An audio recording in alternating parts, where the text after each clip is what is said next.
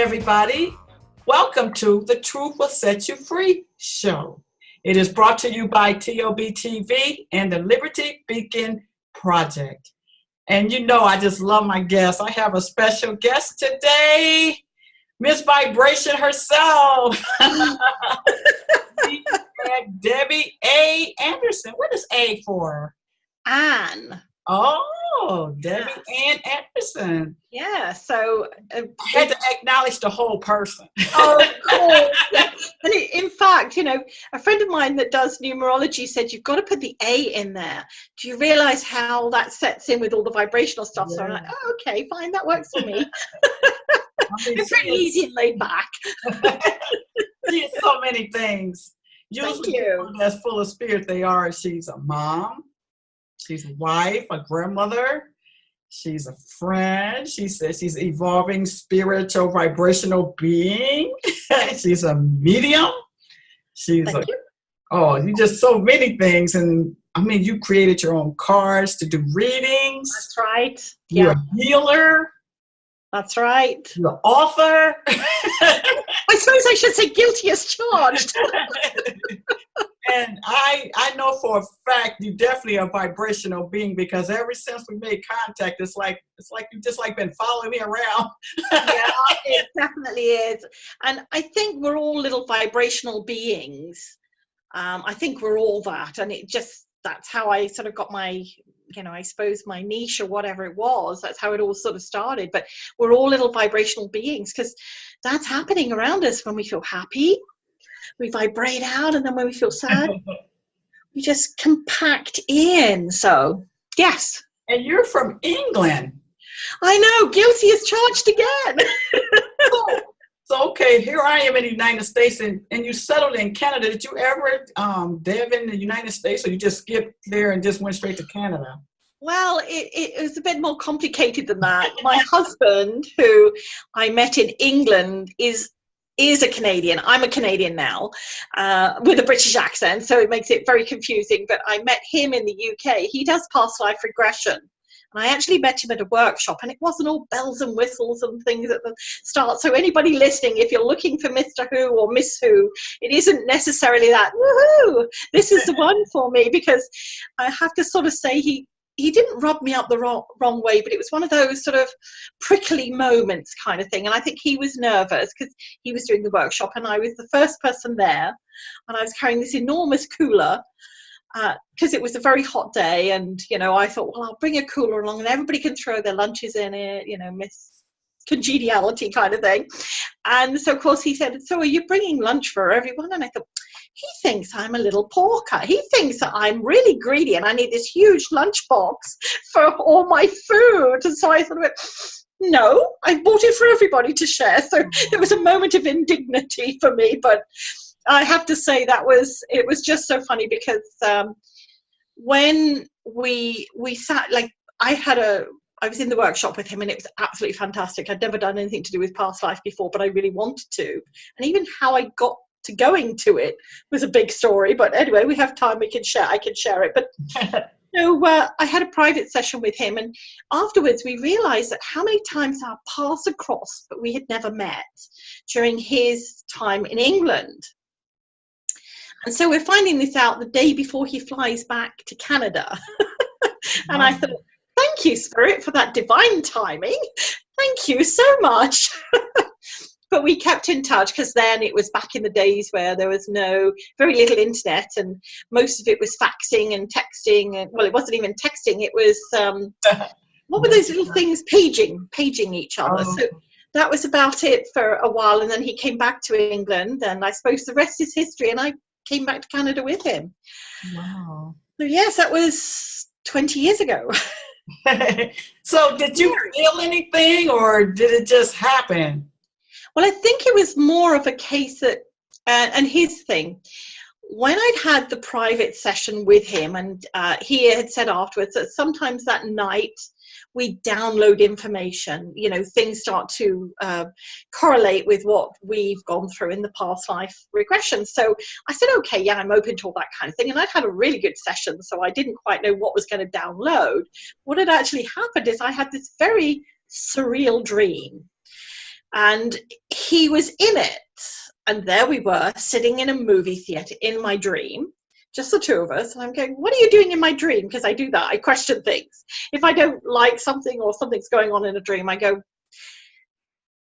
you know, this is not right. So anyway, at that point, he got sucked into the screen. I got sucked into the screen. And this whole beautiful story, really sad story, came to pass. And so I woke up after I'd had this dream, and I thought, I've got to make notes here. And then I heard the dream being slowly told to me again. So I thought, okay, this is very strange. So I wrote it all down and went back to sleep. Then woke up a little later going, did I dream that I'd written it down, or did I actually write it down? Was I writing it down in my dream? So I switched on lights and things, and it was early hours of the morning. I thought, oh my gosh, this is really strange. So, you know, I phoned my girlfriend, as you do, girl. And said to her, oh my goodness. And she was the one that actually had told me, Claire had told me about the workshop and had, you know, got me to go there. And as I said, that was a story in itself, because I really, the way things were actually planned out, I shouldn't have been able to go to the workshop, but I think the spirit just moved everything, adjusted my schedule and the person that I was supposed to be meeting with, and I ended up going. So anyway, I phoned her and I said, I've got to speak to you. This is what happened. And she said, oh my goodness, what are you going to do? And I said, I'm asking you. You're the friend. You're supposed to tell me these things. Wow. I might be the medium and clairvoyant and things like that, but I'm not very good with my own life. Wow. In many aspects like that. So she said, well, you've got to talk to him. I said, but he flies out tomorrow. And she said, you still got to talk to him. So I felt very awkward, because I started to think, if I phone him, he's going to think I'm like some kind of a stalker, because in this dream, wow, we were lovers. And of course, there's me going, I have no physical attraction to this man. I don't know why this has happened, you know, kind of thing. So I was trying to rationalize it, as we do. And, you know, so I phoned him, met with him. And he read the story, and he was quite emotional about the story, and he said, it's really beautiful. And I said, but what does it mean? You're the whole expression expert here. And he said, well, I've never had anything like this happen. And that's when we actually sat down and realized that I'd been working at a local center, and he'd done a talk there, but I had not met him. And it got so sort of to the point where we're going, okay, where were you at this point, at this day and that time? And our paths had crossed so many times, and yet we had never met. So I can imagine spirit going, oh, for goodness sake, this is like hard work with these two. We'll make her go to this workshop. We'll make this happen. And then maybe we can go, ta-da, here you are, find out more, kind of thing. And that's pretty much what you would consider soulmate. I suppose so. And of course, my husband, who does this, he said, we belong to a soul group. And what happens is that soul group, we can have people in our lives that we feel very close to in this life. So it could be a really good friend. It could be a lover. It could be a relative. It could be a mother. It could be your worst enemy. But we travel in that pack, if you like, that little group. And sometimes we spend more time with one individual than another. Like, since we've been together, Chris, my husband, and I have done many past life sessions so that we can discover some of the things that we've been. And he's been my lover. He's been my father. I've been his mother. Wow. And so, you know, those are just a few of the things that we've been in each other's lives. So it's quite interesting. He has killed me once in a former life. So, and I suppose as he makes wine in this life, I should be very cautious when I'm drinking it, because he poisoned me with wine. Why? Why did he do it? Well, you've got to remember, like, we have a plan in this life. I always say to people, whether you believe it or not, and of course it's those who are receptive and open to it, we write a contract out. And basically that contract has all the things, hopefully, that we're going to achieve this lifetime, if you, again, believe in reincarnation, which I do. And what happens is we get different things that come up. Now, you've got to remember, as in life, when we have that gut feeling or intuitive feeling of, you know, I haven't heard from a friend in a while or something like that, we tune into it. And then either we meet them, bump into them, that kind of thing, or the other one is we don't listen to it and we go off on something else, and then, you know, it might say, hey, that's the right job for you, and we go, no, it's not the right job, and then afterwards you go, geez, I wish I'd listened to my gut feeling or my intuition or my inner voice or whatever the name you call it. So we do have free will. Okay, so because we're human, we're in an energy being initially, but in a human glove, as I call it. Including, I picked the extra large size this time. I'm not sure. Wow. Well, tell me this. Okay, as a kid, was you your only child? No, I was one of 3 at the time for quite a while, and then my mother had a 4th child. And so I was the eldest, or I should say I am the eldest because it's still that way.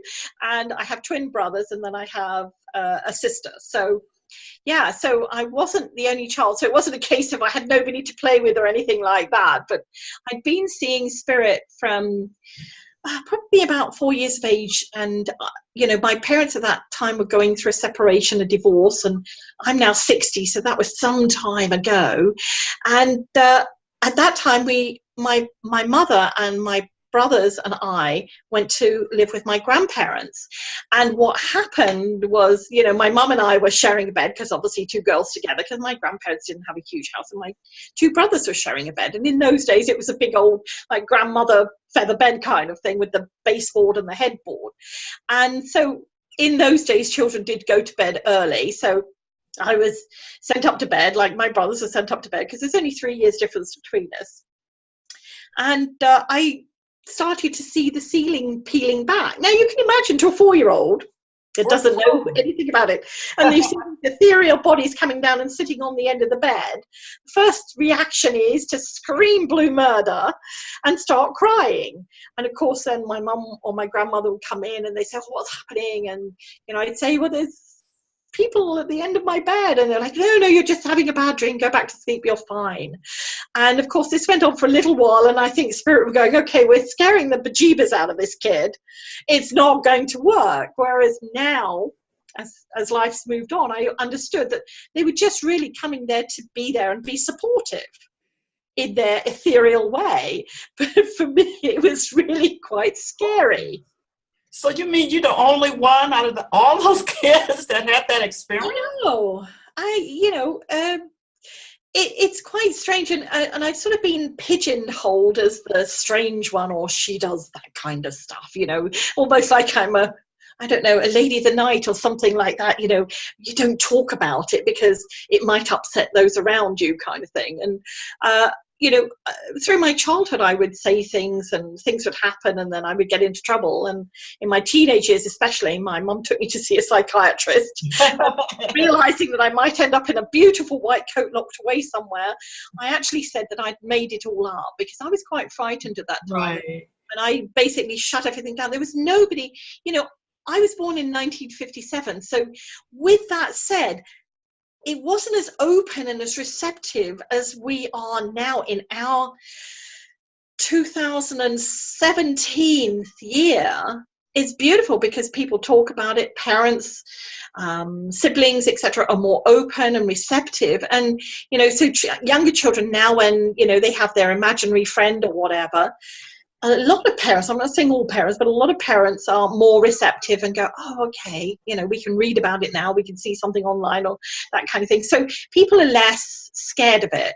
I was very scared of it because I didn't want to end up in a mental institution, and that was the way it was going at that time. You didn't try no exorcism or anything. Oh, well. No, that's one of the things people run to, is getting you an exorcism. Well, yes, my mother did take me for spiritual counseling, but I don't think that really helped in that respect because, again, it was a case of, I was brought up in a Christian household, as it were, and, I just knew that there was more to it than what was on church on Sunday kind of thing. So, and I believe when people find what I call the wheel that turns for them, whether, whatever religion it is, I think it's fantastic. And, I've never said to somebody, you need to do this or you need to change to that. I always say if the wheel turns for you and it sustains you and it feeds you, stay there, embrace it. So do you think you was an Indigo baby? Sorry? Do you think you may have been an Indigo baby? I don't know, because I think that was before indigo babies existed. I think indigo baby is my son. He was born in 75, so I think that would have been classed as an indigo baby. So I don't know what we were called then. I think oddball babies or something. I don't think they had names for it then. You know, you were just a gifted child. And it wasn't until many years after my grandmother, that's my mum's mum, had passed into spirit, that I found out that she actually did a sort of a form of, I suppose, tea leaf reading. In those days, tea was loose and in the cup and kind of thing. And she would just, when people would come round, sit there and sort of play with the cup and talk and that kind of thing. It wasn't actually classed as tea leaf readings, but, you know, again, those kind of things were not talked about outside those doors kind of thing. But yeah, I didn't find that out till many years later. And I sort of said to my mum, well, why didn't you say anything? She said, well, you know, it was just your grandma, you know, she would just do that from time to time. We didn't call it anything. It was just grandma sitting there with a cup of tea kind of thing. So you never got the witch title either? No, well, I probably call that and sometimes put a B instead of a W there, but that's okay. That's okay. I always say with that one, beautiful, intelligent, thoughtful, charming, headstrong. There you go. It fulfills it. You know, it's not that I live in this rose-colored glasses Pollyanna environment, but sometimes we just have to look at words when people say them to us and just embrace it. You know, if somebody calls me the B word, I go, thank you. And then I go, beautiful, intelligent, thoughtful, charming, headstrong. That's me. Thank you for identifying it. And then walk away with a smile on my face.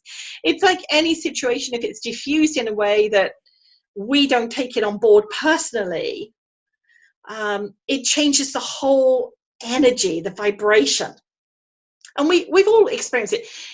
You know, I say to people, whether you're intuitive or not, you still sense and feel things. Like we've all walked into a room and you could cut the atmosphere with a knife. Nothing's been said. It's not been a situation that we assume is going to be a bad situation. But what's happened is our energy's picked it up and we're going, oh, I don't like this. This doesn't feel nice. So then we start to change our energy. Whereas the other side of things is when we go into a room and we think, oh, this is so great. Everybody seems so happy. And again, it's not necessarily that people are laughing and happy and that kind of thing. We just feel that energy. And we do that every day with situations we're in. We can sometimes feel fear, not necessarily because we've seen somebody that looks as if they're fearful to us.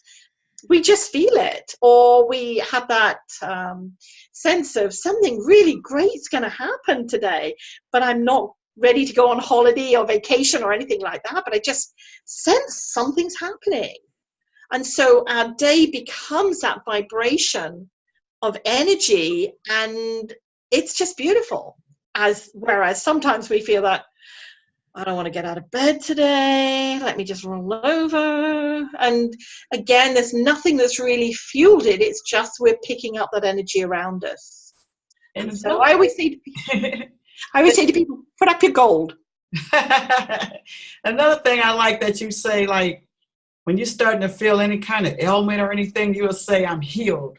Already healed. Already healed. Already healed. If anybody has watched Greg Braden, and I've read some of his books, and anybody that hasn't read his books, they are rather heavy because he comes at it from a scientific view. But he has got a video, there's some videos on YouTube, and it's about these Chinese healers, and you actually see on screen the ultrasound of the cancer that is in the client or patient that they're working on. And they're mantraing over and over and over. And you see as the ultrasound scanner goes across that, the cancer disappearing. And his interpretation was that they don't see it as a cancer. We're already healthy. Our body's healthy. So therefore we are already healed. So I'll give you a couple of examples that I've used this myself. Now, my husband Chris, this year, it's all right, days turn into months, months turn into years, was diagnosed with colon cancer. And so we both looked at each other and I said, you haven't got colon cancer, you know that? And he said, no, I know I haven't got colon cancer. And we started mantraing already healed over and over again. So if the thought of the cancer came into my mind, so he had gone, they had identified it, the specialist had gone inside and literally put tattoos on the area where the cancer was for them to go in, for him to go back, I think it was a week or so later, to have the cancers removed. So it's an indelible tattoo. We've spoken to anaesthetists and people in this field that believe in the work that we do, energy work, and they said this tattoo would not disappear. Well, anyway, we mantraed already healed. We didn't share it with any of our friends or family because I didn't want other people's, oh, I'm so sorry to hear that. Oh, that's dreadful. That must be awful. You know, because then the energy changes. Whereas you never say to somebody with cancer, oh, congratulations, you've got cancer. Well done. We go into that, oh, I'm so sorry. And then there's part of us in our own hearts saying, oh, my God, I hope I don't get that. Or, oh, my goodness, how are they going to deal with that? So we get into what I call a sludge energy. And the sludge energy becomes our fears based on either perception, fact, or other factors in there. And so what we did, we didn't tell anybody, and anytime it came up in thought or conversation, we replaced that void, rather than the mind chatter getting in there, with already healed. Well, he went to go and have the specialists go in and remove the cancer, and they couldn't find it. He truly couldn't find it. And we laughed because, you know, I think the specialist contacted the first specialist. I said, well, where are these tattoos, you know? And the specialist saying, well, they're there, you can see them, come on, you know. And you know, as I say, we've spoken to anesthesiologists and other surgeons that believe in the energy work, and they said, yeah, it would not disappear, it would be there. So yes, the energy that we had used, not seeing him as sick or with cancer or anything like that, dissipated it. Well, tell me this, if somebody has something just existing, for example, you know, people go through like the autoimmune system type situation, and they already living that. So is it too late for them to reverse it? I don't feel so. I don't sense so. It's your belief system. Now, please, I don't want to upset viewers or anybody like that, but there are some people that are living in our existence, our world, that would rather be constantly sick all the time because of the attention that they receive. Okay? It is not a judgment, it's an observation. Now, we may have those people, and we may call them hypochondriacs, or we may call them needy people, but some people do like to be in that energy. I'm not saying everybody. It's not a judgment at all, it's an observation. Now, those people, however much we want to send them healing or assist them in any way, are never going to change because it suits them, it serves them to have that energy in there. So we've got somebody that has a fall. So people go and help them, and all of a sudden they have all this attention, all these people around them helping them. They've been lonely up until that point, or on their own, or now they've got people running around for them, picking up for them. And of course, we want to do that. If we know that somebody's sick or suffering or needs help, we do that. But how about the ones who's not hypochondriac? Okay, so the ones that aren't hypochondriac, yes, I do. I truly believe that we can change the energy within our own field, our own sphere. Now, I'll give you another example, and the only examples I can give are the ones that I have personally and my husband have personally experienced. I was diagnosed with a hereditary disease called hemochromatosis, and what it is iron overload. They call it the rusting disease.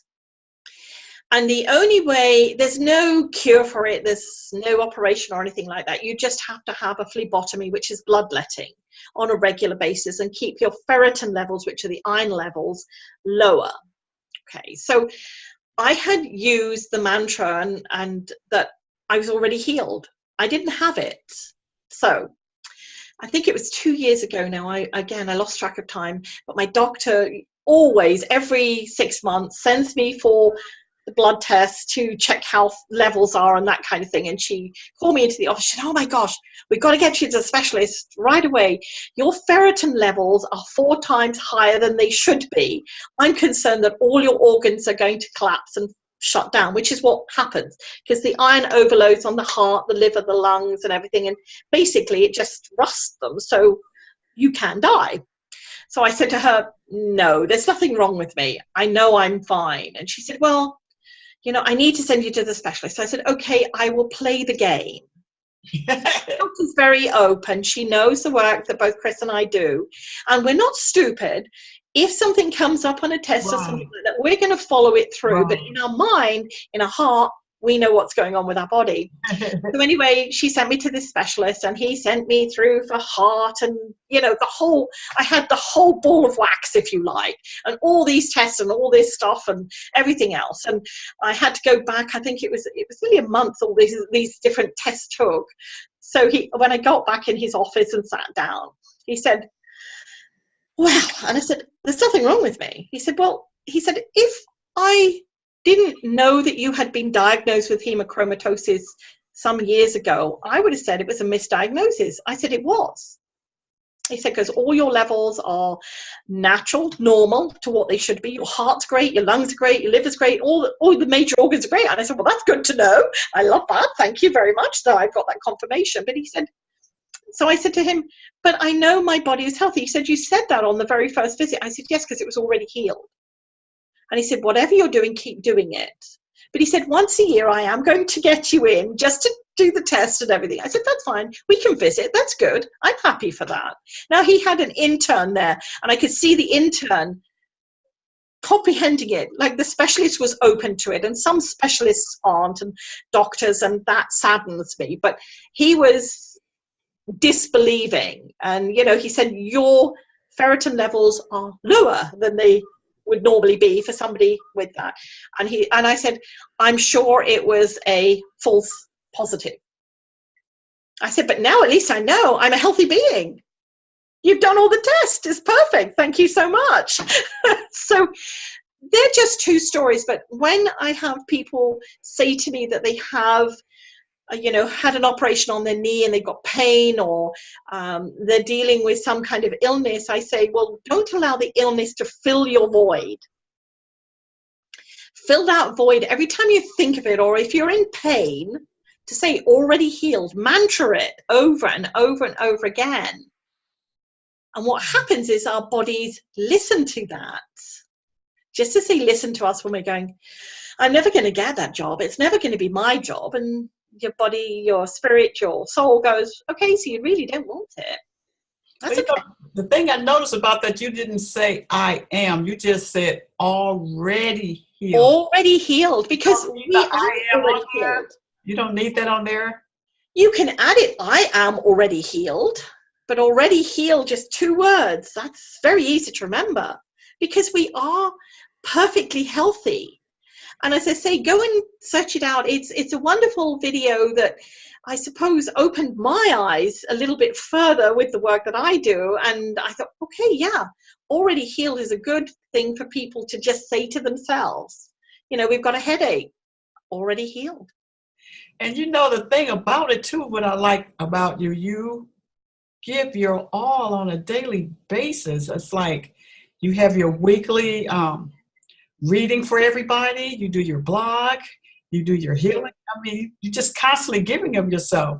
And one of the things you're author to, and I'm just fascinated with those cards. I mean, how did you come around to creating cards? Well, I have to say that when Spirit said, "You're going to create an Oracle deck," my first reaction, if you like, was Doreen Virtue lives in the States. Go seek her out. She's the Oracle card queen of decks and things, you know.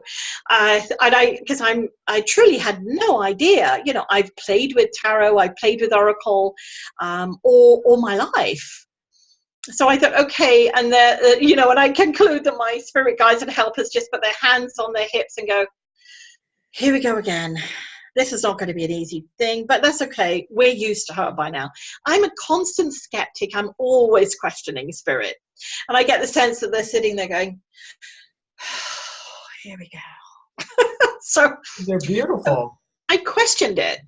And what I found was that, you know, I was basically pulled to task, as any teacher in a classroom will say, you know, the students there, they have the ability. We just need to get it out of them to somehow get them to expand that possibility.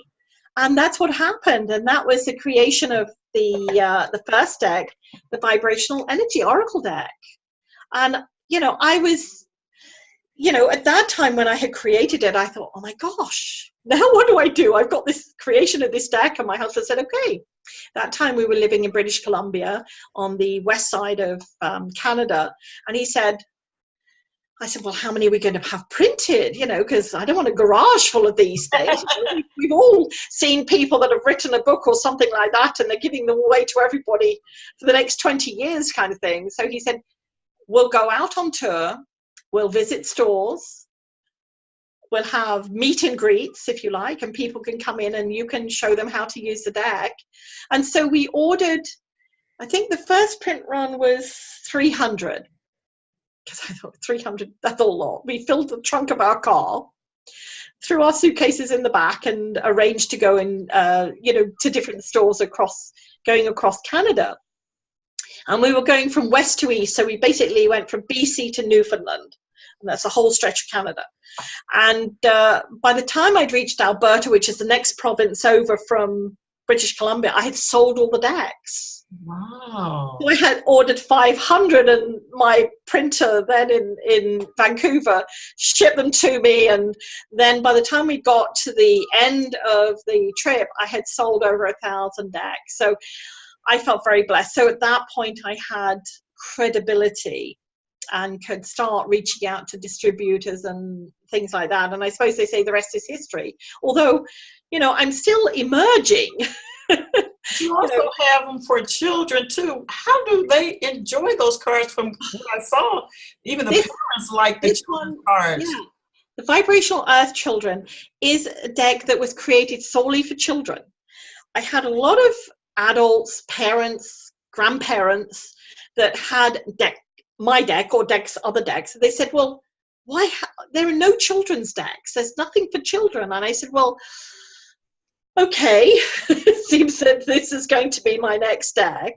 And so I got on board some child educators, because I thought, okay, I need to have this from a perspective. I'm a grandparent. My son's 42 now, so I'm a grandparent, but I'm not, you know, that close to young children. So I also engaged some beautiful people that had young children that said, okay, we'll work with you with this. I'm like, thank you. I feel so blessed.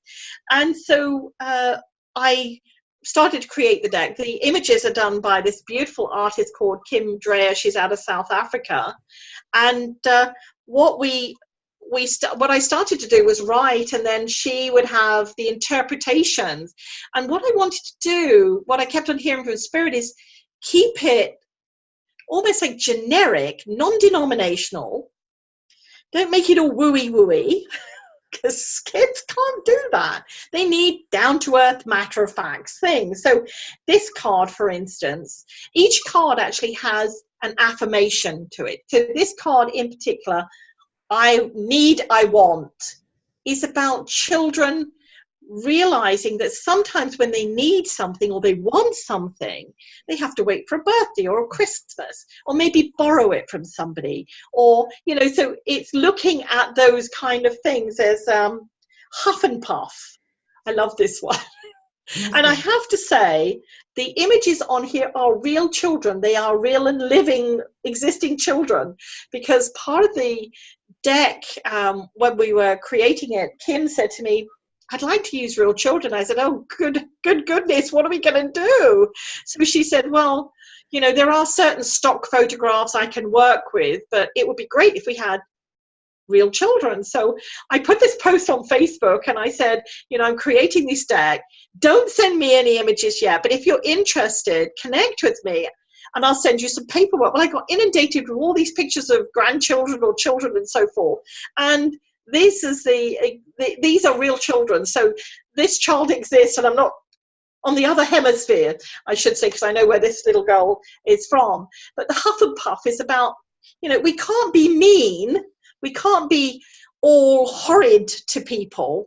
We have to realize that that's something that's not going to work. You know, we can stamp our little feet and we can get really angry, but it's not about that. It's being in that, let's be nice. So there's lots of different cards here. This one, this is probably, I shouldn't say I have a favorite because that's not fair to the others. This one's called Love Me Lots. Now, it's about loving each other and caring for each other and what that means to us as an individual.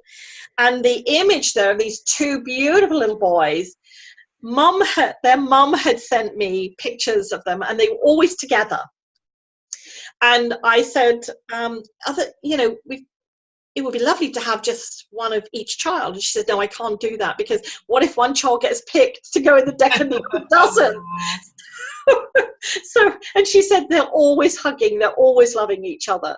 So, you know, it was about that, you know, user-friendly technology. This is about, you know, making sure that we are aware of the dangers as well as the great things that we can get from the technology. Gratitude attitude,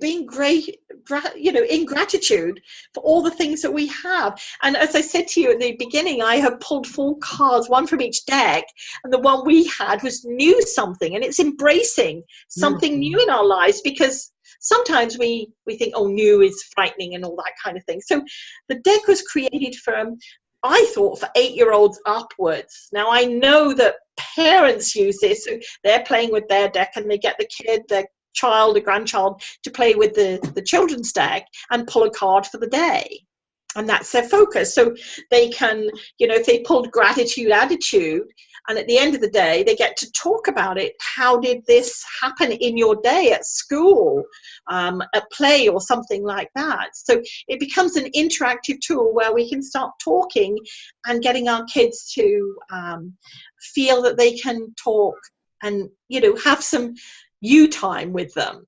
And, you know, as I say, I try to keep it all inclusive, no non-denominational, and no wooey, so they're very short, down to earth, and the cards are very bright and vibrant. Yes, it is. Yes, and the idea is, with younger children, just use the card, talk about what's in the card, what it means to them, what they feel, whether it's just the colors or, you know, this one especially is can be about maybe a new parent joining the family when there's secondary marriages, or it could be a new baby.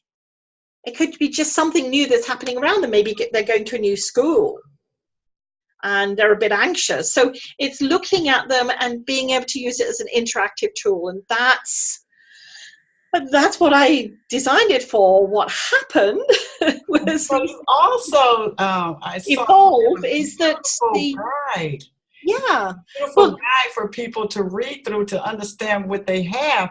I mean, you didn't hold back no information on that guide. I was like, wow, even without the cards. Yeah. The amazing thing about it was that I've heard from adults that buy the deck to do inner child work. And that I did some, you know, if you go to my YouTube channel, there's a series of inner child, I suppose, videos, just to where the cards are used, questions are asked, and it builds up so that people that want to connect with their inner child or their inner being, whatever, that they can just use the cards to do that, or, you know, feel that openness. And of course that was not part of the creation, but that was what it, you know, I conclude that anything in any of our lives evolve. we start off with a thought or a direction, and then things change and it evolves into something else. Most of the time into something beautiful and amazing because of what energy we're putting into it. So I always say to people, don't pigeonhole or square yourself into a box. Another thing, you have a beautiful blog. Your website is just a nice place to hang out Thank at. you. And Thank that you. one blog entry that I wanted you to share with everybody was about that school teacher who gave her students an assignment. That's right. That actually was not my work, and I always put at the bottom if it's from somebody else. But it's still something to share, though. It's beautiful because what she was doing was that getting the children or to write something nice about other students. And what happened was she just did it as an exercise, as teachers do, I suppose. And those kids, I suppose they were adults at the time, got to take it away with them when they left school. Well, many years later, what happened was that she had gone to a funeral of one of the students many years later, and other students were there, and I think it was a young gentleman that was a soldier, and he still carried that piece of paper with all the wonderful things that people thought he was in his pocket. It was on him, and his parents said that they felt that really helped him in troubled times. And at that point, other students that had gone, that now grown up into adults and have their own lives, said that they still carried their piece of paper. So we don't realize the impact we have on somebody's life with the words we say and the words we write. So, I feel that, when we say a bad word to somebody, we should at some stage, even if we throw it up to the ether, correct that. Correct it. It's called forgiveness, I think. Yeah. Whether it's forgiveness of self or the person, it doesn't matter. It's still forgiveness. So, and you do a lot of things. You're blogging, you do your reading once a week. You do the mediumship. You also do healing, right. Counseling. You do speaking engagement. You write your books. So which one really do you enjoy the most? All of them. But one of them stand out more than the other? Well, I have to say, I suppose I enjoy the writing for me. Really? I love the writing. And, for me, I've got a book at the moment I want to sit down and write. I want to do my 5th deck. I've got so many ideas running around there. But it's like everything else. We have to, when we run our own business, I wear many hats. I know. Every hat is my hat. So I always say to people, I'm a one-trepreneur. Not an entrepreneur, a one-trepreneur, because there's just one of me in my team. And so that has, I have my spiritual team, and I'm so blessed to have my spiritual team, but the physical get down and do the grunt work, that's me. That's me. That's me. So anybody that's in business for yourself, you're a one-trepreneur. I love it. So yeah, I enjoy the reading. I enjoy talking. I enjoy my mediumship. I enjoy groups, workshops. I don't call it teaching because we already have the information within us, but sharing, I suppose it is. I enjoy it all. And, I'm one of those blessed individuals that every morning I get up, I may have an agenda of things that I have to do in the day, but that day just transforms into something absolutely amazing. Just an example here. I had to do bookkeeping. It's not one of my favorites. Okay, so when I'm on tour, I just throw all the receipts and everything into the bag, and I've been on tour this year, and so they all go in month by month, and then they get thrown into a drawer, and I thought, okay, I've not done anything at all. I've got to do this. I can't. So, and I'm struggling learning a new accounting program, Simply. So anyway, I said to my husband, I'm going to shut myself in my office all day, and then please don't disturb me. Honor that, because we both work from home. And I had finished, and I could hear out on our balcony, because we live in a condo, this beautiful guitar music. and it's my husband Chris, and it's called I think it's called Romantic Spanish or Spanish Romantic or something, and he was practicing this piece of music. I felt he was just playing it for me. So I went out there and I said to him, I want to put this on Instagram. He's going, oh, please, please, I'm just learning it. So I said, no, I think this is really cool. Wow. So, and he played with it. He allowed me to do that. And I said to him, I just feel it was for me. And he said, well, I was just practicing. I said, but I opened my door after a day of what I call drudging bookwork. And this was the sound I could hear. And I just got drawn out there, sat on the balcony, enjoyed the evening air coming in. And that was actually on Monday when we had the full moon. So I thought, this is just so perfect. So, you know, that's what I mean about we embrace different things. I feel very blessed. Even some of the not so great things, they're a challenge.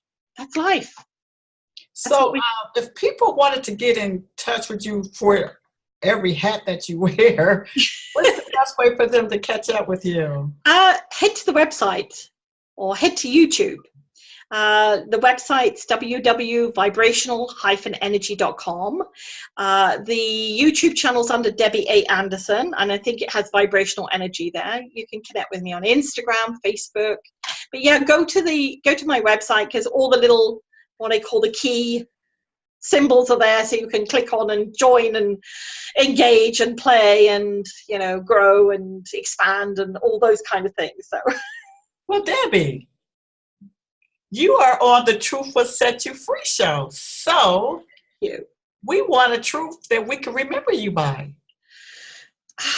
Be in the intention of now. Don't miss what's going on around you. That's the truth I think we all need to click into. You know, sometimes we're too busy texting or we're too busy trying to do something and we miss those moments. You can't bring them back. So be in the intention of now. That's what you need to be in. That's the truth. It was so wonderful having you on our show today. Thank you so much. I really enjoyed it. And thank you for being such a wonderful host and inviting me on. It's been absolutely glorious. Thank you. You have to come back. You know that, right? I would love to keep doing new things and adding to your collection. So I'd love to. Thank you. Oh, definitely. It was beautiful. I mean, it was like all I wanted to do was listen to you. It was beautiful. It was just a pleasure. Thank you very much, Linda. Take care. You too. Blessings. Bye-bye. Bye-bye. Blessings to you too.